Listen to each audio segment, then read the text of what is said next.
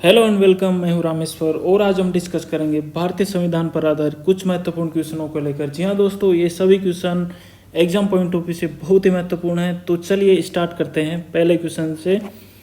निम्नलिखित में से कौन सा राष्ट्रपति के निर्वाचक गण का तो भाग है परंतु उसके महाभियोग अधिकरण का भाग नहीं है। तो इस क्वेश्चन को करने से पहले हमें पता होना चाहिए कि राष्ट्रपति के निर्वाचक गण का भाग कौन कौन होता है।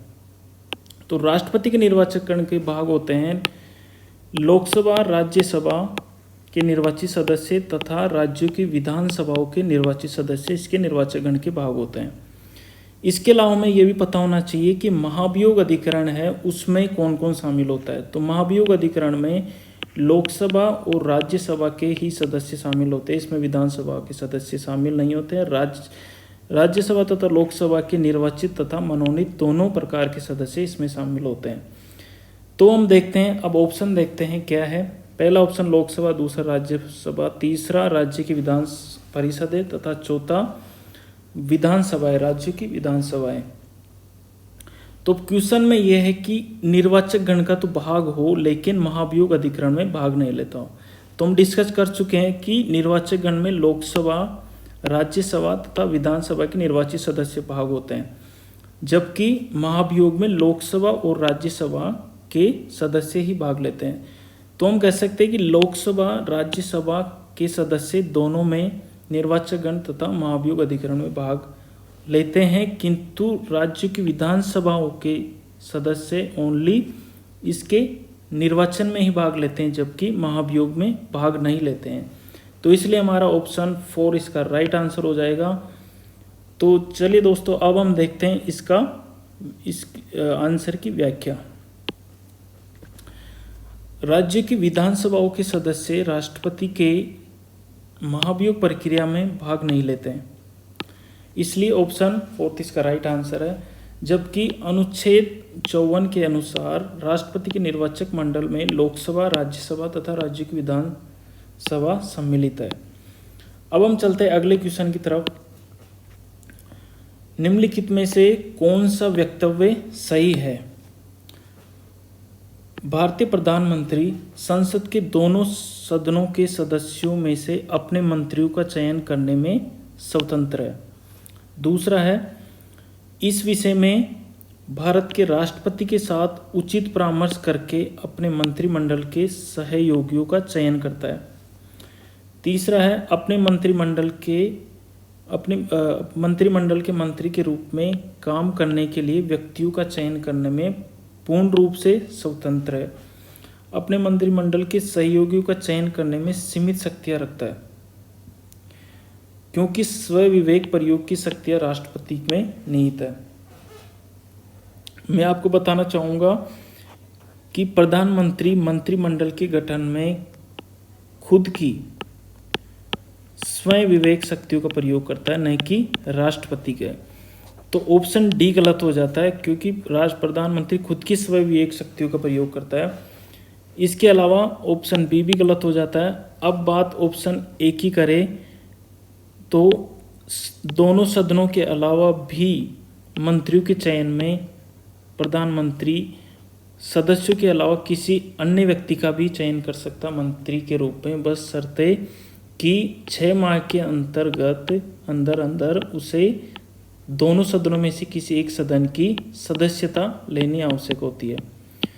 तो हम कह सकते हैं कि पूर्ण रूप से स्वयं विवेक का प्रयोग करता है प्रधानमंत्री, इसलिए ऑप्शन सी राइट हो जाता है, पूर्णतः स्वयं विवेक शक्तियों का प्रयोग करता है। अब हम इस आंसर की व्याख्या देख लेते हैं। प्रधानमंत्री संसद के किसी भी सदस्य को, चाहे वह किसी भी सदन का सदस्य हो, उनमें से मंत्रियों को चुन सकता है, जैसा कि हमने पहले डिस्कस कर चुके हैं इसके बारे में। प्रधानमंत्री किसी अन्य व्यक्ति को संसद का सदस्य नहीं भी है, उसको भी मंत्रिमंडल में शामिल कर सकता है। शर्त यह है कि उस व्यक्ति को 6 महीने के अंदर सदन की सदस्यता प्राप्त करनी होगी। चलिए अगले क्वेश्चन की तरफ चलते हैं। यदि किसी राज्य के लिए लोकसभा के स्थानों की आवंटित संख्या 42 हो तो उस राज्य के लिए अनुसूचित जातियों हेतु आरक्षित स्थानों की संख्या होगी।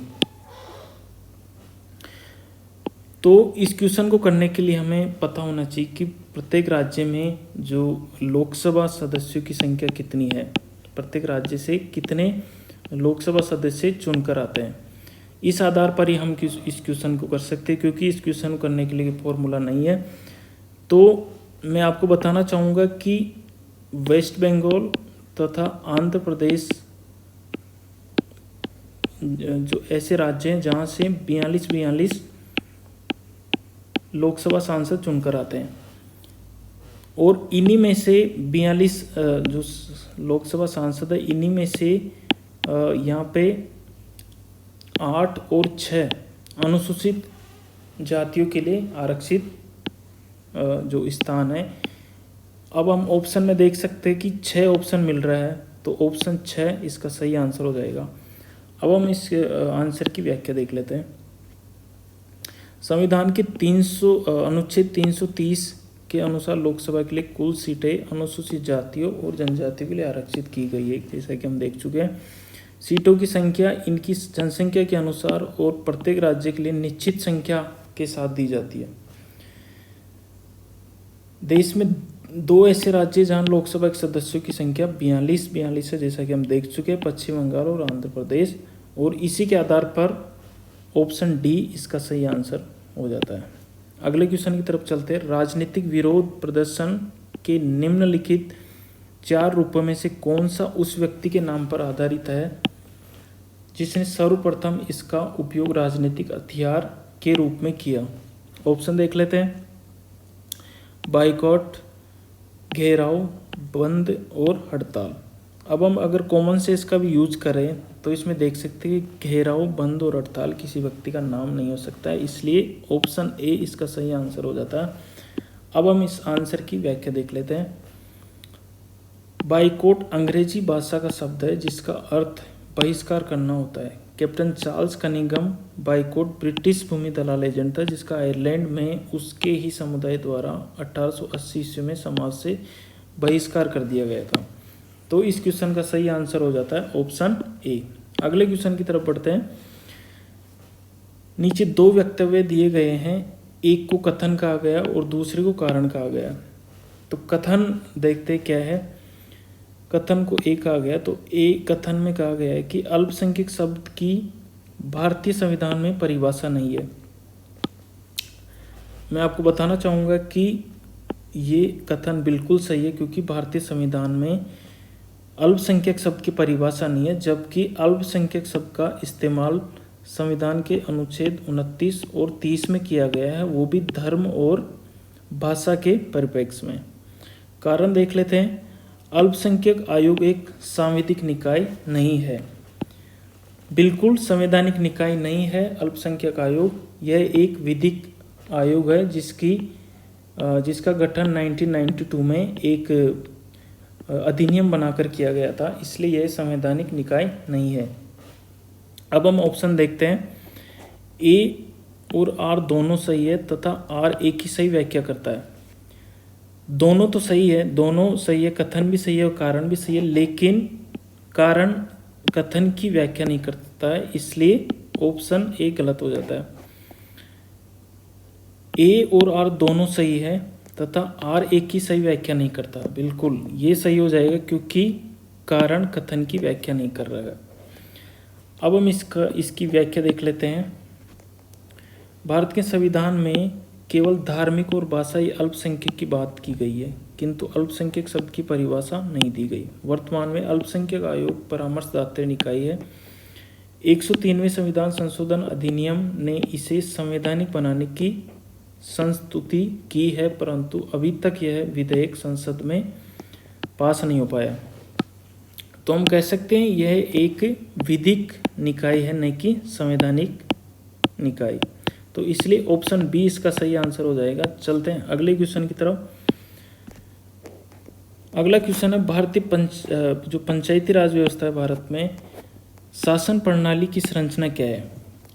तो पंचायती राज व्यवस्था की शासन प्रणाली की संरचना क्या है? मैं आपको बताना चाहूँगा, जो 73वां संविधान संशोधन हुआ था 1992 में, उसमें पंचायती राज संस्थाओं को संवैधानिक मान्यता दी गई थी और उसी में आर्टिकल 243 से लेकर 243 ओ तक जोड़े गए और उसी में यह प्रावधान किया गया कि जो पंचायत होगी, पंचायती राज व्यवस्था होगी, वो त्रिस्तरीय होगी।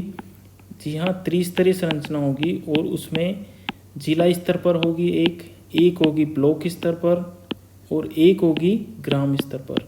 तो हम ऑप्शन देखते हैं। पहला ऑप्शन है ग्राम स्तर पर स्थानीय स्वशासन की एक स्तरीय संरचना।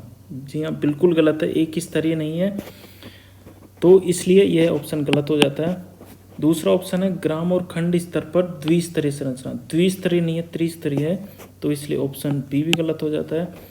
सी ऑप्शन है ग्राम, खंड और जिला स्तर पर स्थानीय स्वशासन की त्रिस्तरीय संरचना। बिल्कुल सी ऑप्शन सही हो जाएगा। अब हम इसकी व्याख्या देख लेते हैं। 73वें संविधान संशोधन अधिनियम 1992 के अनुसार अनुच्छेद 243 बी के अनुसार सभी राज्यों में त्रिस्तरीय पंचायती राज व्यवस्था का प्रावधान किया गया है, जिसके अंतर्गत ग्राम, खंड, जिला स्तर पर स्थानीय स्वशासन की 3 स्तरीय संरचना शामिल है। अब हम चलते हैं अगले क्वेश्चन की तरफ। केंद्र और राज्य के बीच होने वाले विवादों का निर्णय करने की भारत के उच्चतम न्यायालय की शक्ति आती है। किसके अंदर आती है? मतलब उच्चतम न्यायालय की शक्तियों को विभिन्न भागों में बांटा गया था। उन जो ये शक्ति है विवादों को, केंद्र और राज्य के बीच होने वाले विवादों को निर्णय करने की जो शक्ति है वह किसके अंतर्गत आती है? तो ऑप्शन देख लेते हैं। पहला ऑप्शन है इसकी परामर्शी अधिकारिता के अंतर्गत। दूसरा है इसकी अपीली अधिकारिता के अंतर्गत। तीसरा मूल अधिकारिता के अंतर्गत। चौथा है संवैधानिक अधिकारिता के अंतर्गत। तो मैं आपको बताना चाहूँगा कि जो केंद्र और राज्य के बीच जो भी विवाद होते हैं वो सुप्रीम कोर्ट जो उच्चतम न्यायालय है उसकी मूल अधिकारिता के अंतर्गत आता है, जिसे प्रारंभिक अधिकारिता भी कहा जा सकता है। तो इसलिए ऑप्शन सी सही हो जाएगा। जो मूल अधिकारिता होती है उसमें यह प्रावधान है कि जो मूल अधिकारिता के अंतर्गत जो भी शक्ति है अर्थात केंद्र और राज्य के बीच जो भी विवाद होंगे वो उनकी सुनवाई ओनली उच्चतम न्यायालयों में हो सकेगी। अब हम देखते हैं इसकी व्याख्या। उच्चतम न्यायालय जो अनुच्छेद 131 है उनके अनुसार जो मूल अधिकारिता के अंतर्गत निम्नलिखित शक्तियाँ प्राप्त है। मतलब इसकी सुनवाई ओनली निम्न मुद्दों पर सुनवाई ओनली सुप्रीम कोर्ट में ही हो सकेगी। तो पहला है भारत सरकार तथा एक या एक से अधिक राज्यों के बीच जो भी विवाद होंगे उसकी सुनवाई ओनली सुप्रीम कोर्ट में होगी। एक और भारत सरकार तथा राज्यों का समूह, राज्यों का समूह तथा दूसरी ओर एक या अधिक राज्यों के बीच जो विवाद होंगे वो भी प्रारंभिक अधिकारिता मूल अधिकारिता के अंतर्गत आएंगे, वो भी सुप्रीम कोर्ट की। तीसरा, दो या दो से अधिक राज्यों के बीच विवादों का निर्णय जो विवाद होते हैं वो भी सुप्रीम कोर्ट की प्रारंभिक क्षेत्राधिकार के अंतर्गत आएंगे। इसके अलावा राष्ट्रपति और उपराष्ट्रपति के निर्वाचन संबंधी विवाद भी सीधे सुप्रीम कोर्ट की मूल अधिकारिता के अंतर्गत आते हैं। चलते अगले क्वेश्चन की तरफ। जब किसी उच्च न्यायालय का मुख्य न्यायाधीश प्रशासनिक हैसियत से काम करता है तो वह अधीन होता है। अब हम ऑप्शन देख लेते हैं। उच्च न्यायालय के अन्य न्यायाधीशों में से किसी रिट अधिकारिता के। दूसरा ऑप्शन है भारत के मुख्य न्यायाधीश द्वारा प्रयुक्त विशेष नियंत्रण के। तीसरा ऑप्शन है राज्य के राज्यपाल की विवेकशील शक्तियों के। और चौथा ऑप्शन है इस विषय में मुख्यमंत्री को प्रदत्त विशेष शक्तियों के रूप में। तो मैं आपको बताना चाहूँगा कि न्यायपालिका एक स्वतंत्र बॉडी है, इसलिए राज्यपाल और मुख्यमंत्री जो कि कार्यपालिका के रूप में जाने जाते हैं, इसलिए दोनों ऑप्शन गलत हो जाएंगे। सी और डी इसका सही आंसर हो जाएगा ऑप्शन ए, उच्च न्यायालय के अन्य न्यायाधीशों में किसी रिट अधिकारिता के अधीन होता है। अब हम इसकी व्याख्या देख लेते हैं। जब किसी उच्च न्यायालय का मुख्य न्यायाधीश प्रशासनिक हैसियत से कार्य करता है तो वह सभी न्यायाधीश की रिट अधिकारिता के अंतर्गत आएगा, क्योंकि प्रशासनिक कार्य करते समय वह एक न्यायिक व्यक्ति नहीं होता बल्कि एक सामान्य प्रशासक होता है। इसलिए ऑप्शन ए सही आंसर हो जाता है इसका। अब हम बढ़ते हैं अगले क्वेश्चन की तरफ। भारत के संविधान के अनुसार जिला न्यायाधीश अभिव्यक्ति के अंतर्गत सम्मिलित नहीं होगा। भारत के संविधान के अनुसार जिला न्यायाधीश की अभिव्यक्ति के अंतर्गत सम्मिलित नहीं होगा। तो ऑप्शन देख लेते हैं इसके। मुख्य प्रेसिडेंसी मजिस्ट्रेट, दूसरा ऑप्शन सेशन न्यायाधीश, तीसरा अधिकरण न्यायाधीश, चौथा लघु वाद न्यायालय का मुख्य न्यायाधीश। मैं आपको बताना चाहूँगा कि जो जिला न्यायाधीश होता है उसको मुख्य प्रेसिडेंसी मजिस्ट्रेट, सेशन न्यायाधीश, लघु वाद न्यायालय का मुख्य न्यायाधीश के रूप में जाना जाता है। इसलिए अधिकरण न्यायाधीश इसके अंतर्गत सम्मिलित नहीं होगा, इसलिए ऑप्शन सी इसका सही आंसर हो जाएगा। चलते हैं अगले क्वेश्चन की तरफ। यदि पंचायत भंग हो जाती है, पंचायत का मतलब ग्राम पंचायत से है, पंचायत भंग हो जाती है तो किस अवधि के अंतर्गत चुनाव होंगे, किस अवधि के अंदर चुनाव होंगे। ऑप्शन ए है 1 माह, ऑप्शन बी 3 माह, ऑप्शन सी 6 माह और ऑप्शन डी 1 वर्ष। तो इसका सही आंसर हो जाएगा 6 माह। तो मैं बताना चाहूँगा आपको कि जो 73वां संविधान संशोधन हुआ था 1992 में, उसमें एक अनुच्छेद जोड़ा गया था, आर्टिकल 243B।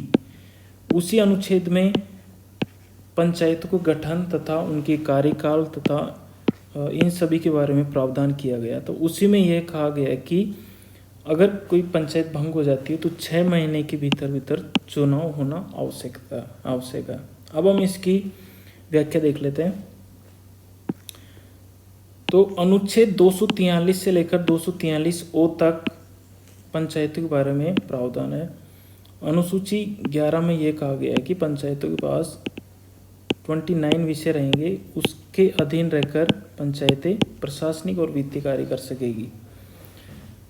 अनुच्छेद 243B में जैसा कि हम पहले डिस्कस कर चुके हैं, पंचायतों के कार्यकाल तथा उनके गठन को लेकर इसमें चर्चा की गई है तथा उसी में यह कहा गया है कि अगर कोई पंचायत भंग हो जाती है बीच में तो उसके चुनाव 6 महीने के भीतर होने आवश्यक है। तो दोस्तों आज के सेशन में इतना ही। अगले सेशन में फिर मिलते हैं नए क्वेश्चनों के साथ।